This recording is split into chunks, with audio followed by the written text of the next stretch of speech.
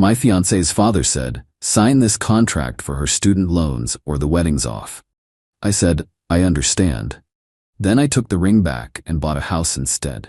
3 months later, the loan collectors were calling him as the co-signer. I, 29 male, was supposed to marry Jenna, 27, this past June. We'd been together 4 years, engaged for 1. Everything seemed perfect until her dad pulled his power move at what was supposed to be a casual dinner 3 months before the wedding. Gordon, her father, always gave me weird vibes.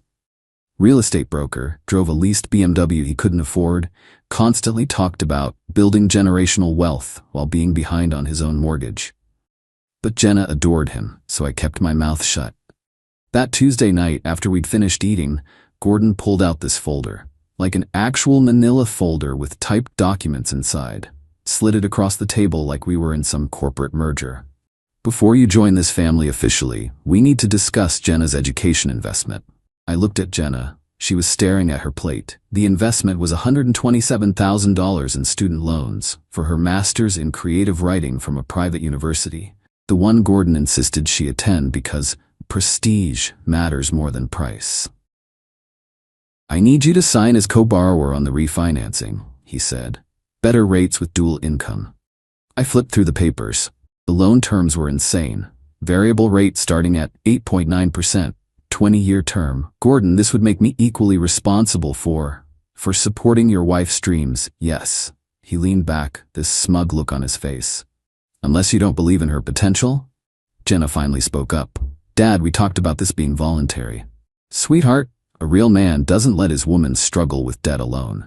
I set the papers down. "I need time to review this with a financial advisor." Gordon's face went red. "Financial advisor? This is about trust. You either commit to this family fully, or," he let it hang there, "or what? Or maybe you're not ready for marriage. Can't have the wedding if you're not committed to the family burden. I mean, investment."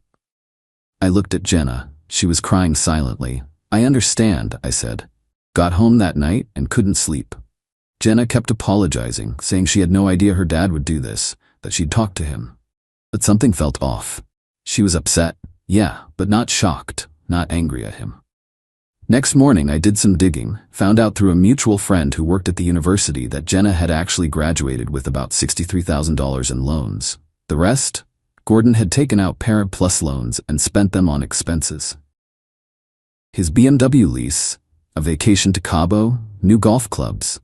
Now he wanted to consolidate everything and make me responsible for his spending. I confronted Jenna that evening. She broke down completely.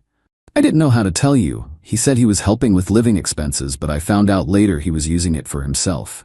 He promised he'd pay it back, but then his real estate deals fell through and—" "You knew. This whole time, you knew." "I was going to tell you after the wedding. I swear. After I was legally bound to you." She couldn't deny it. I took the ring back that night. Not dramatically, just asked for it while she was sobbing on the couch. She handed it over without argument. Update 1. The aftermath was intense. Gordon called me 43 times the first day. Left voicemails ranging from, "Let's discuss this like men," to "You're destroying my daughter," to "I'll sue you for emotional damages." My favorite was, "That ring was a promise. You can't just take it back." Actually, I could. I checked. Conditional gift laws in my state are clear. Jenna moved back with her parents. Started posting vague quotes on Instagram about knowing your worth and real men step up. Her mom, Diane, commented on every single one with prayers hands emojis. But here's where it gets interesting. Remember I mentioned saving for the wedding? We had a budget of $35,000. I'd saved $26,000 of it. Jenna was supposed to contribute the rest, but kept having unexpected expenses. That money was sitting in my savings account untouched. Gordon knew about it. He'd made comments about how wise I was to save so aggressively. 5 days after the breakup, he called from a different number. I answered. "Listen, I may have been harsh. Let's compromise. You take on half the loans, we still have the wedding. I'll even knock $5,000 off the wedding contribution from our side." "Your contribution was only $9,000 to begin with." "Exactly. So now it's $4,000. That's reasonable." I laughed. Actually laughed. "Gordon, there's no wedding. You don't understand what you're doing. Jenna's destroyed. Her anxiety medication costs alone. Not my problem anymore." What about the deposits? The venue? The catering? I'm handling it, he paused. You're going to lose thousands walking away from those deposits. Actually, I'm not. See, I'd been smart about one thing. Every contract for the wedding was in my name only. Jenna had insisted on it because planning stresses me out. You're so much better at this stuff. I'd already called the venue. Turned out another couple had been waitlisted for our date. The venue agreed to transfer everything if I let them keep a small transfer fee. Lost maybe $800 total instead of $8,000. The catering? My buddy from college had just started his restaurant business and was doing it at cost as our wedding gift. He was relieved when I called it off. Turned out he'd been stressing about the dietary restrictions Jenna kept adding. The photographer was my cousin. The flowers were through a family friend. I lost maybe $2,000 total in deposits. Had $24,000 left. You know what I did with it? Put a down payment on a house. A small 2-bedroom fixer-upper in a decent neighborhood. Closed in 30 days thanks to the cash down payment. Update 2. Gordon's getting desperate. Found out through mutual friends that he'd been telling everyone I financially abused Jenna by stealing the wedding funds. Even called my parents to tell them they raised a con artist. My mom's response was legendary. At least my son knows not to spend loan money on a BMW lease. How did she know about that? Because I forwarded her the receipts I'd found. Gordon's Facebook was wide open, posting pictures from Cabo with timestamps matching the loan disbursement dates. Idiot even tagged the resort. But the real comedy started when Jenna began dating again. 2 weeks after we split, she was on dating apps. Her profile said she was looking for a mature man who understands financial partnership in relationships. She matched with Trevor. Investment banker. Drove a Tesla. Seemed perfect. They dated for 3 weeks before he Googled her and found her father's public Facebook rants about me not taking on her debt. Trevor asked her about it on their 4th date. According to my friend who witnessed this at a restaurant, Jenna tried to explain it as my ex was financially controlling. Trevor, who apparently wasn't an idiot, asked, "So your dad wanted him to co-sign your student loans?" "Well, yes, but how much?" "That's not how much." $127,000. Trevor excused himself to go to the bathroom and never came back. Left her with a $200 dinner check.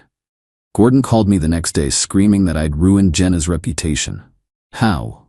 By not signing loan documents. By making us look like gold diggers. If the shoe fits.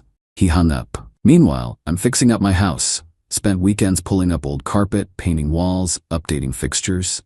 Posted a few progress pics on Instagram. Nothing dramatic, just new project homeowner. Jenna saw them, sent me a long text about how I was rubbing her face in it and, "You know I always wanted a house." Yeah, I knew. She wanted a house she didn't have to pay for. Update 3. Remember those loans Gordon wanted me to co-sign on? Funny thing about Parent Plus loans, they're in the parent's name, not the student's. And Gordon, in his infinite wisdom, had been making minimum payments for years while the interest accumulated. Well, 3 months after our breakup, something beautiful happened. See, when I refused to sign the refinancing documents, Gordon had to find another solution. His original plan was to consolidate everything into a private loan with better terms using my credit score and income. Without me, he was stuck. The loans went into default. The first call came while I was at work. Gordon, panic in his voice. "They're garnishing my wages. They can't do this." "Who is?" "The loan servicer. They're taking 15% of my commissions." I stayed quiet. "This is your fault if you just signed." "Gordon, those are your loans. Parent Plus loans, your name, your responsibility." "But they were for Jenna." "No, $63,000 was for Jenna. The rest was for your BMW and vacations." Silence. "How did you?" "Doesn't matter. What matters is that you tried to con me into paying for your midlife crisis. How's that working out?" He started threatening legal action again. I hung up, but it gets better. Diane, Jenna's mom, didn't know about the loan default until they tried to refinance their house to help with the situation. Turns out Gordon had been hiding a lot of financial problems. The default tanked his credit. No refinancing possible. Diane called me crying, begging me to reconsider. He made a mistake. "Please, you loved Jenna once." I did. Then I found out she was complicit in fraud. It's not fraud, it's family helping family. It's literally fraud. Using education loans for personal expenses? That's fraud. She hung up on me. Then came the real estate license issue. Turns out having your wages garnished doesn't look great to the real estate board. Gordon's broker got wind of his financial situation. Started questioning whether he could be trusted with client escrow accounts. He wasn't fired, but he was put on probationary status, meaning someone else had to oversee all his transactions. His commission split went from 70-30 to 50-50 to account for the extra supervision. Update 4. Jenna reached out last week. Different energy entirely. Can we talk? In person? Against my better judgment, I agreed. Met at a coffee shop. She looked rough. Stress, weight loss, bags under her eyes, nails bitten down to nothing. I'm sorry, she started. I should have told you about the loans, about Dad using the money. I waited. He's losing it. Mom found out he took out a second mortgage last year without telling her. Used her signature. She's filing for divorce. That's unfortunate. I need to ask you something. She pulled out papers. Would you be willing to write a statement for Mom's lawyer about Dad trying to force you to take the loans? I looked at the papers. Your mom wants me to help her divorce your dad? She needs to prove financial deception. Your situation shows a pattern. The irony was incredible. Jenna, you were part of that deception. I know I was, but I didn't think. You didn't think I'd find out until after we were married. She started crying. I loved you, I still do. Dad always said this was how families worked. That you share burdens. No, Jenna, he taught you to pass burdens onto others. I took the papers. I'll think about it. Got home and actually laughed.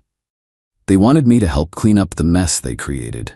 But here's the thing, I actually did write the statement. Not for Jenna or Diane, but because Gordon needed consequences. Detailed everything, the attempted coercion, the threats about calling off the wedding, the revelation about misused loan funds. Diane's lawyer was very interested in the Cabo vacation funded by education loans. Update 5. Gordon's world has officially imploded.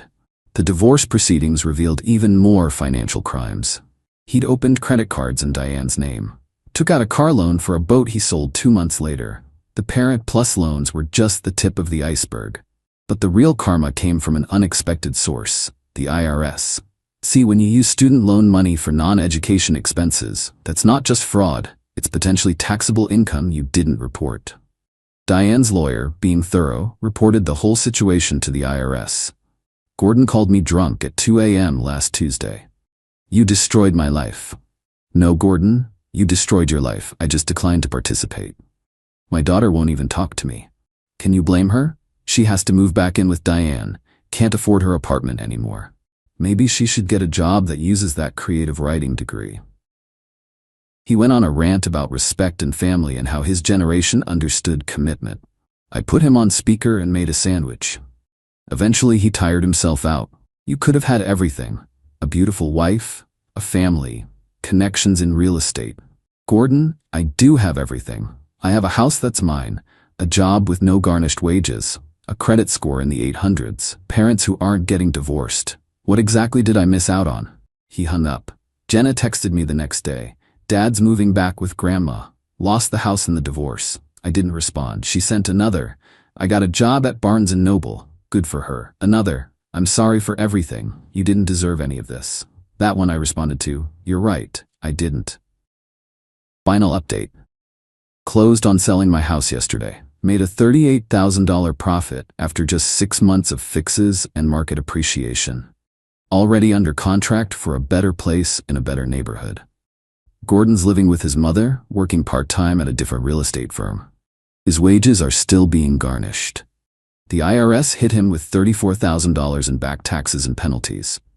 He's 58 years old and basically starting over. Diane got the house in the divorce, but had to sell it to pay off the secret debts Gordon accumulated. She's renting a 1-bedroom apartment now, working as a receptionist.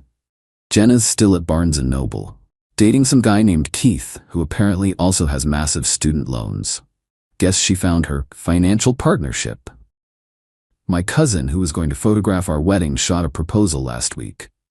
The guy signing the check mentioned he'd heard about that situation with the loans through mutual friends.